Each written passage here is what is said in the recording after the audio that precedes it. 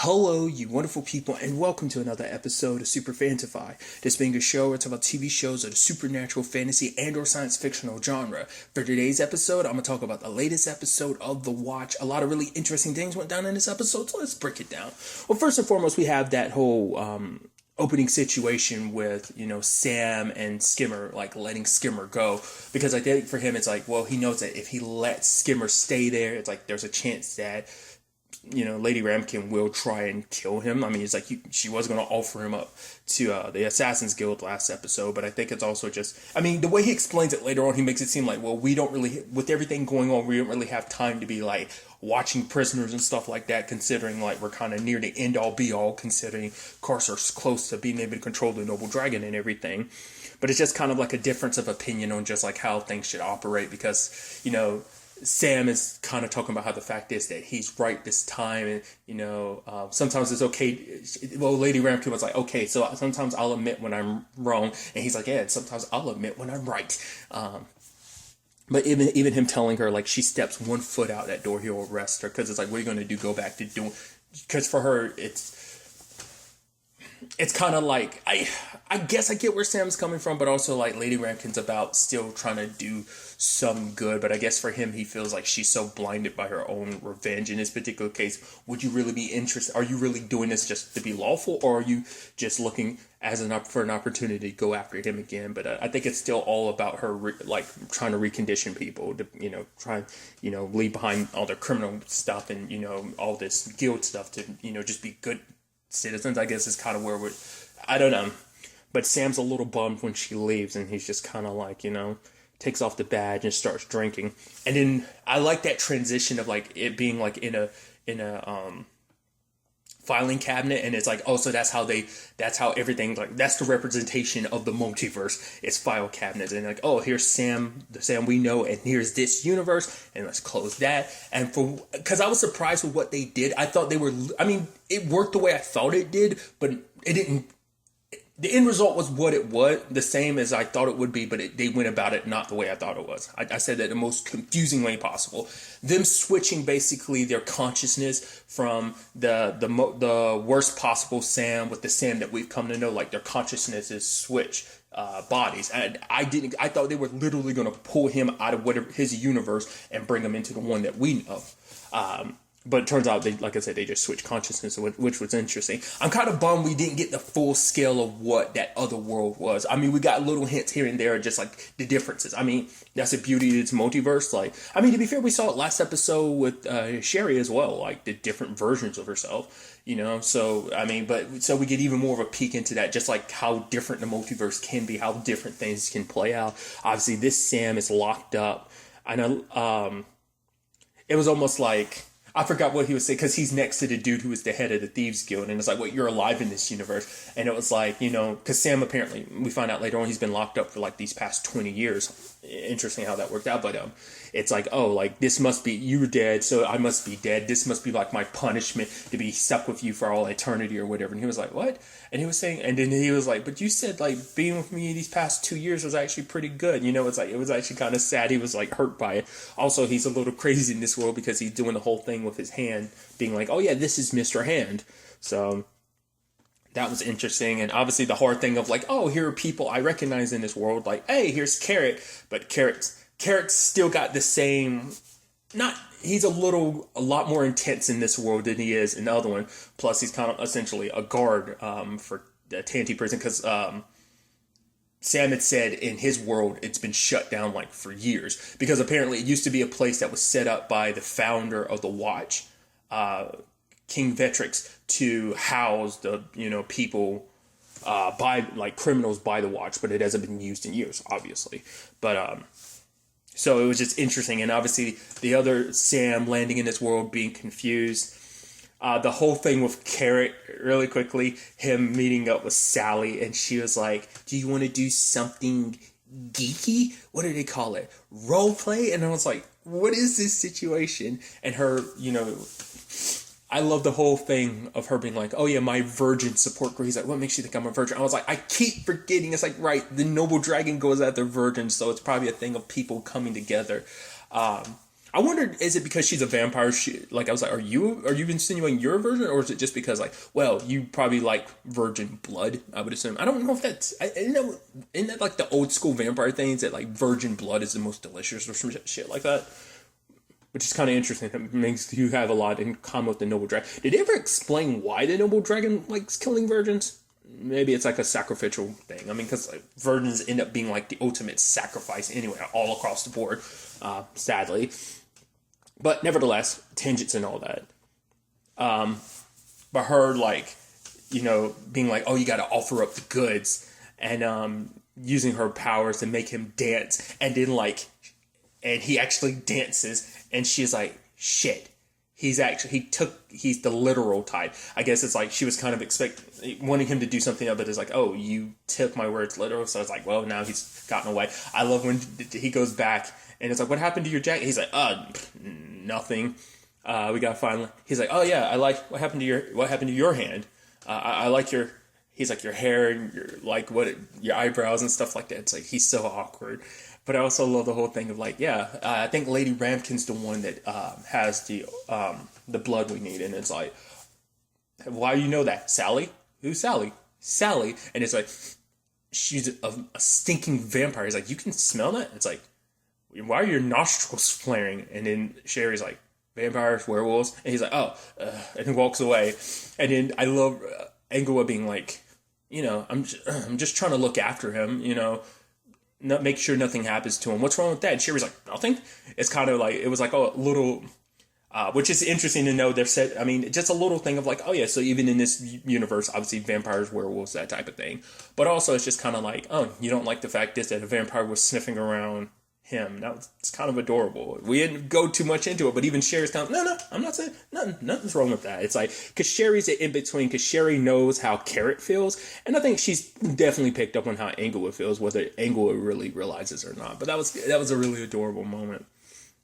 But Sam runs into Carcer, and then he hugs Carcer because like, hey, you're my friend, and it's like, even Carcer's kind of taken back because it's like, oh, so I guess in our world we're still good. Obviously, we're like mortal enemies now, but it's like, I guess in your world we're still friends. And obviously him like, all right, pretend to be, oh, you're the captain. He's like, I'm the captain and everything. It's like, right. It's like, all right, tell him to stand out. It's like, all right, you stand now, do it more like a pirate. Go, arr. And he's like, arr. And I'm like, I love that. Like, once again, it's so interesting acting when you actually think about it, because it's so meta, because he's like acting kind of normally, and now this Sam has to act like the Sam that we know, and he has to go like, oh, put on a bit of a piratey thing. And I'm like, I never realized the piratey stuff until Carcer pointed out and was like, oh, add a little R to it. And I'm like, oh, it is, Sam is kind of a little piratey, at least the one that we know. So the whole point was like to lead them into a trap into Tanty. Obviously, Englewood kind of picked up on like, ever since he's been around Lady Ramkin, he's been wearing like demon shave or something, but now there's no demon shave. Now while we're going to Tanty, it's like, there's something going on here.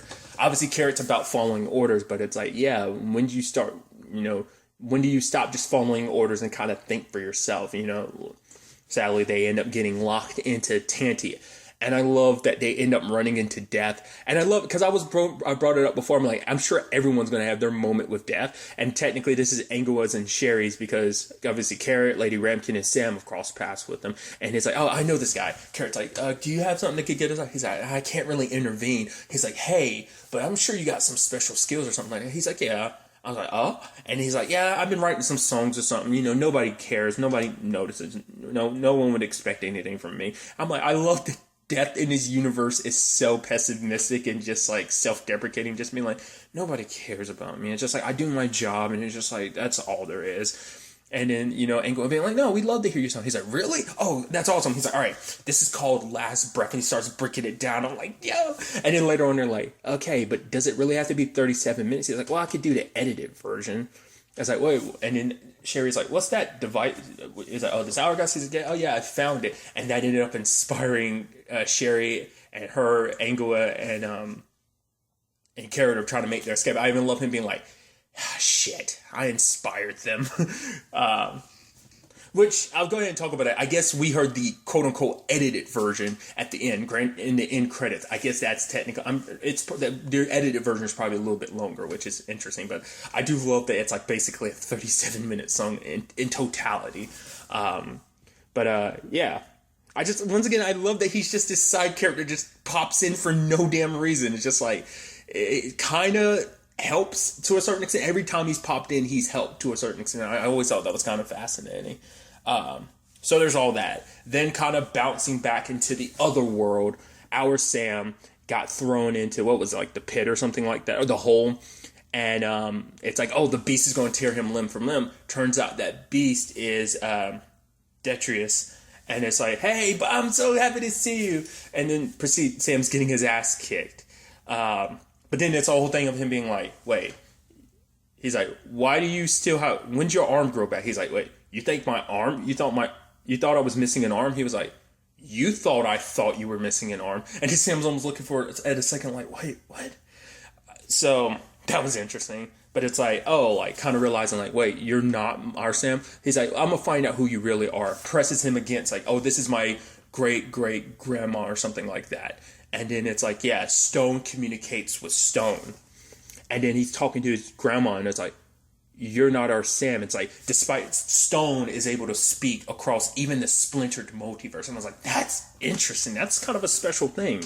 I doubt there's probably very few species probably in existence and can do that. I mean, I think the only closest thing we've seen so far is the darkness, because the darkness kind of encapsulates kind of a bit of the multiverse in some shape or form. I mean, it's darkness, so it makes sense. I mean, it existed before everything, so it makes sense that it can tap into like the multiverse. But it was just interesting to see that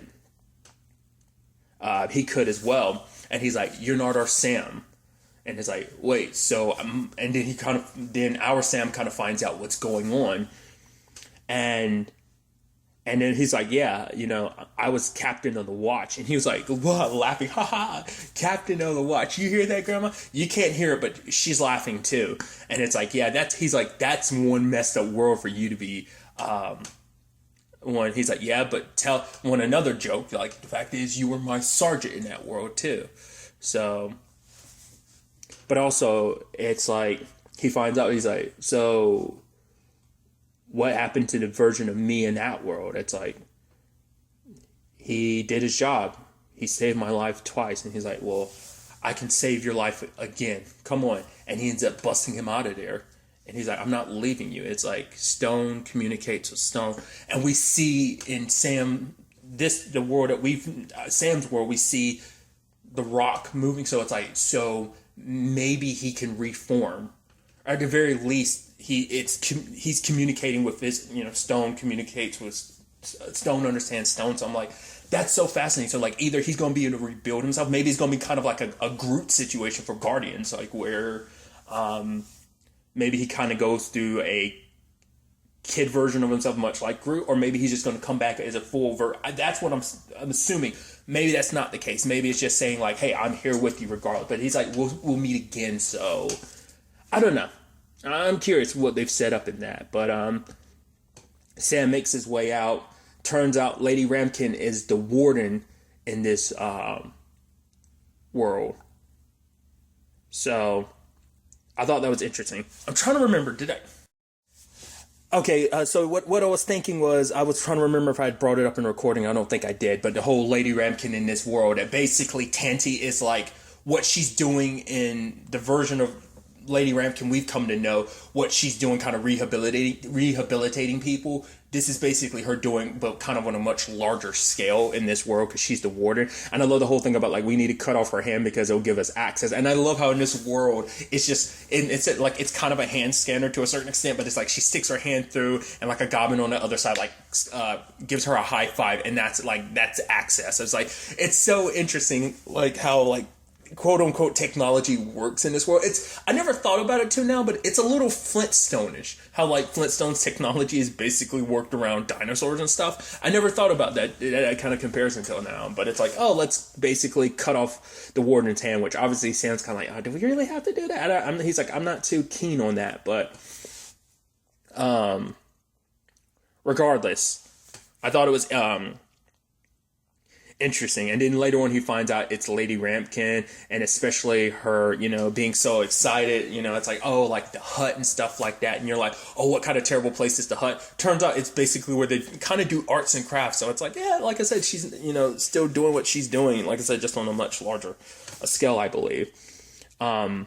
back in, the other world. I should have specified these, like world A, world B. Let's do it now, this late in the recording. Sam's world, the world that we follow, we'll call that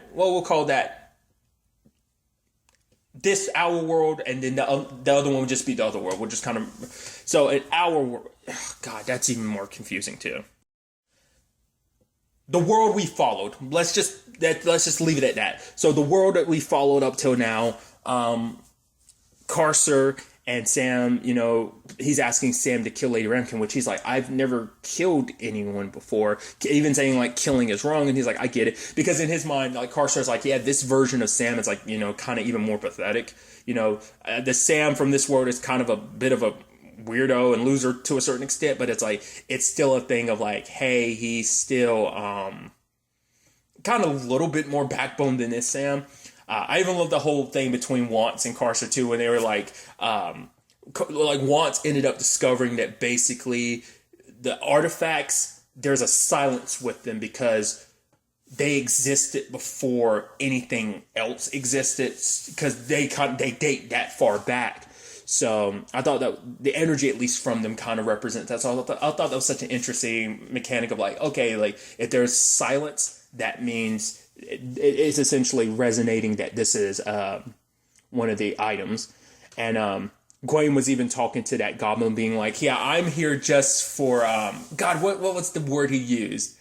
Basically, he's like, I'm just here to explain stuff, and you are just a terrible allegory. And then like and then the goblin's like, I know. It's just like, because I love that kind of acknowledging, like, this such a background thing that's just kind of like, it's saying something while at the same time kind of not saying. It was just an interesting aspect. But getting back to it, Carcer's trying to convince Sam, like, you need to kill Lady Ramkin, especially if you want your freedom. So they go inside, and we kind of learn, like, in that other world, Carcer and Sam's lives were flipped in comparison to this one. Carcer's actually the one in the head of the watch. He's captain now. And I was like, no, that's interesting. Once again, the multiverse, just how differently people's lives can play out. And it's so interesting that basically it's insinuating that their lives in this world, these particular universes, are very mirrored to each other. And at least in certain regards, at least in that regard. So, and even Carcer being like, really? He's like, so, yeah. He's like, yeah, because you and me were in a gang. I sent you in there to kill the captain, but you couldn't. And he's like, so did you? And he was like, no, I couldn't. I had my crossbow, but I couldn't bring myself to do it, which is the effed up thing that shows you the difference between Sam and Carcer. Sam was in that exact same situation, and he could have pulled the trigger, but he didn't. But Carcer was in that situation and did, And it turns out, Sam was in a situation where he was going to fall off Unseen University. Carcer pulled him up and arrested him. And it's like, yeah, you eventually got promoted to being captain and everything. Because sadly, Sam became captain in this because he got promoted at the very end because the captain died. But Carcer was like, hey, you eventually got promoted because the captain was still alive to promote you. And I was like, it's actually, and you could tell it's kind of shaken Carcer to a certain extent. Watts kind of examines Sam, and it's like, wait, Sam's the noble one? He's the final artifact. And I was like, oh, that's in, because it's so interesting because it bounces, because it's like, oh, it must be Carrot. Oh, it must be Lady Ramkin. Oh, now it's Sam. I was like, no, that's it. I was like, okay, so we're going with that. So, but she's kind of saying, like, maybe we don't have to. Like, for him, it's like, once we destroy Sam by having him not be the person that he kind of always is, then, it's all over. But she's like, maybe there's something about him, that's different. Because it's like all across the entire multiverse, he's never killed Sybil. And it's like, maybe that represents something, which Carcer's like, are you trying to say that he's good? And she's like, maybe there's some nobility to him. Maybe that in itself makes him noble, considering the fact is that across the entire multiverse, he's never crossed that line and killed Lady Ramkin. I think, it's kind of, it speaks volumes. It's like, that's so interesting that that's the one thing, because the multiverse is, everything's going to be different, but for that aspect of him to still resonate across the entire multiverse, I think, speaks volumes. But Carcer is upset by it because he's like, if that's the case, he's like, I told Sam there's no such thing as good or bad. It's just all about survival. But for him, it's like, if what you're saying is true, that makes him good, which makes me bad. Because Carcer's never really thought too much about, like, good good or bad. It's just been a thing of, once again, to him, it's just about survival. But it's like, now in retrospect, especially now that he knows there's a version of him that is good, that did the right thing, that his life was completely different, it makes him realize, like, wait, so there's actually a bad, that I'm the bad version of me, that there's actually a good version of me out there. Like, that will mess with your head a little bit. But when the time came, I even love, like, Lady Ramkin's talking to Good Boy and everything, and she's like, what was the whole thing?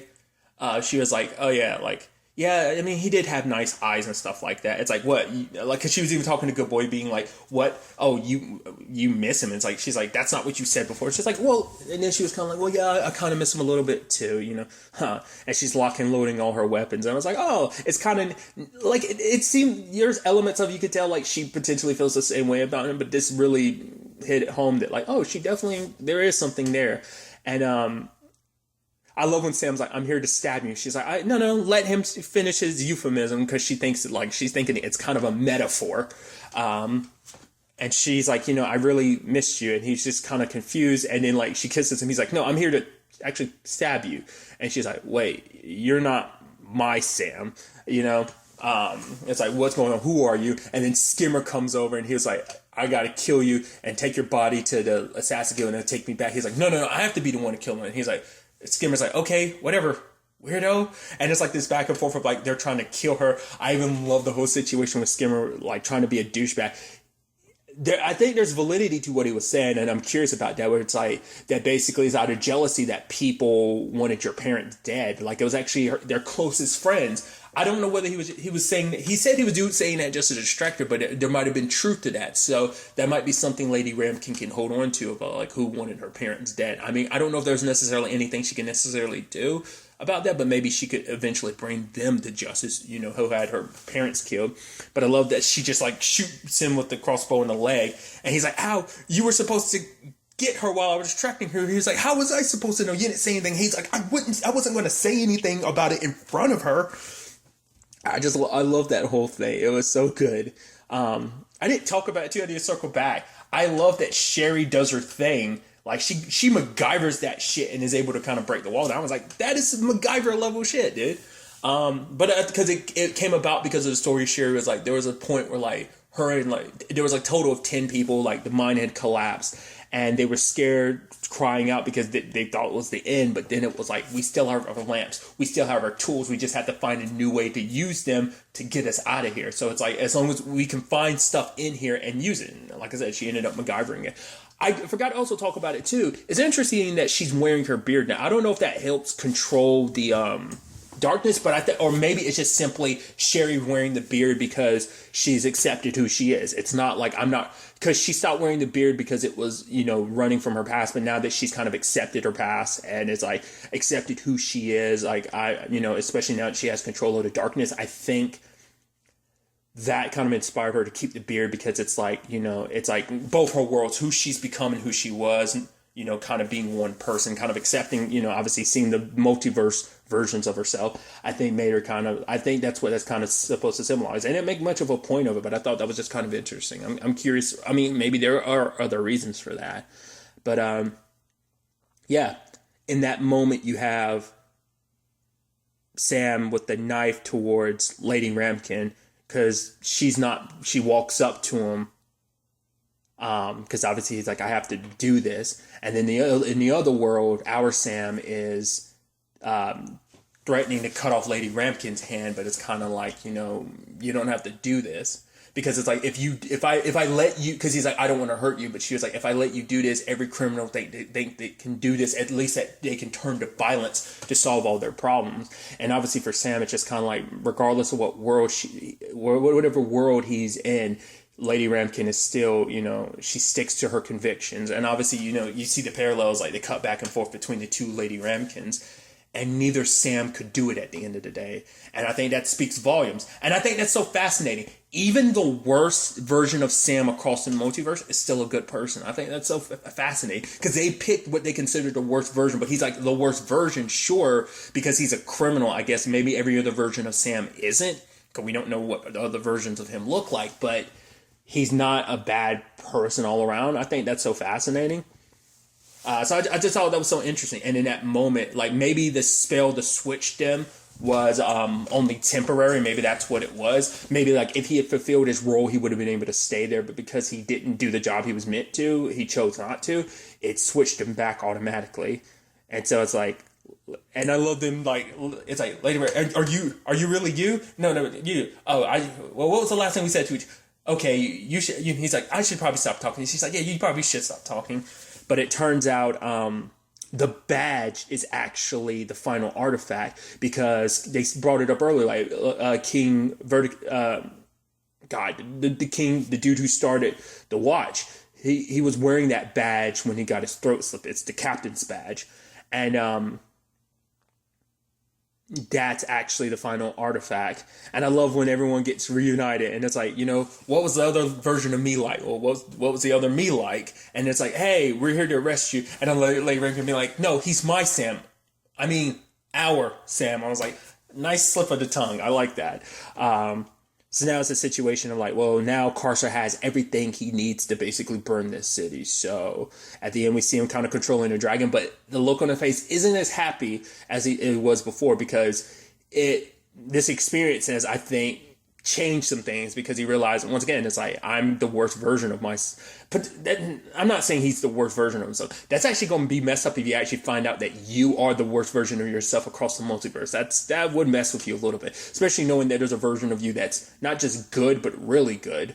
Once again, that under those circumstances, in this exact same situation, because probably there's some part of his brain that was like, if our roles were flipped, you would have pulled the trigger, and it turns out, under that exact same situation, Sam didn't pull the trigger. That once again, every version of Sam there's some nobleness to him. There is good in him across the multiverse, but then it's like, you're a bad guy, because you never want to label what you're doing. You're just kind of be like, no, I'm doing what I need to survive. That's all it is. But, he tries to justify being like, oh, there's no good or bad. But it means like everything he's done has been bad, that he is bad because there's a good version of himself. Because even Sam, met that good version of him.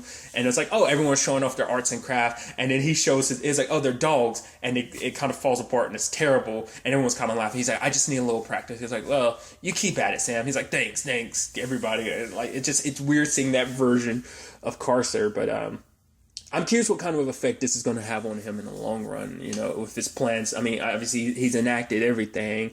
Also, like, what's going to happen now that, it's kind of working the way the observers, those people want things to. But even then, I'm like,